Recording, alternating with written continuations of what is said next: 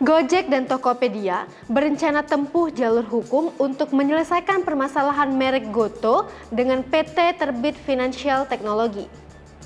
Kuasa hukum Goto, Junifer Girsang mengatakan, kliennya mengambil langkah hukum karena PT TFT diduga hendak menghambat perkembangan bisnis Goto.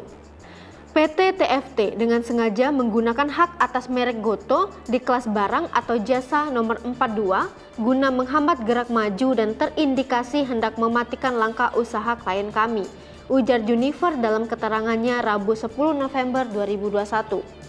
Dugaan tersebut, kata Junifer, muncul karena PT TFT mengklaim sebagai satu-satu pihak yang berhak menggunakan merek Goto.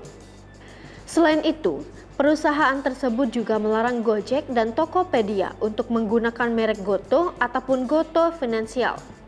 Sebelumnya, Gojek dan Tokopedia dilaporkan ke Polda Metro Jaya atas penggunaan merek dagang Goto yang dinilai memiliki kesamaan dengan nama produk PT TFT. Kuasa hukum PT TFT Alphonse Laumau mengatakan, kliennya telah memiliki hak paten atas merek Goto yang terdaftar di Ditjen Hak Kekayaan Industrial Kemenkumham dengan nomor sertifikat IDM 00085218 kelas 42. Hal yang membedakan, kata Alphonse, hanya dari segi penulisan. Kliennya menggunakan huruf kapital, sedangkan terlapor tidak seluruhnya menggunakan huruf kapital.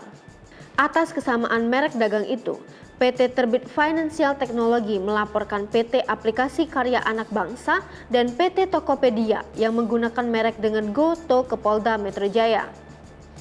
Selain melapor ke polisi, PT TFT juga sudah melayangkan gugatan atas penggunaan merek dagang Goto oleh Gojek dan Tokopedia ke Pengadilan Niaga Jakarta Pusat.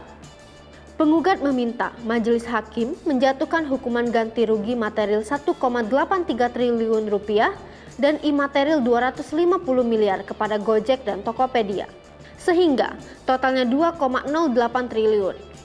Selain itu, penggugat juga menjelaskan bahwa merek Goto yang mereka miliki telah terdaftar dengan nomor IDM 0008582118 dan Direktorat Jenderal Kekayaan Intelektual Kementerian Hukum dan HAM Republik Indonesia.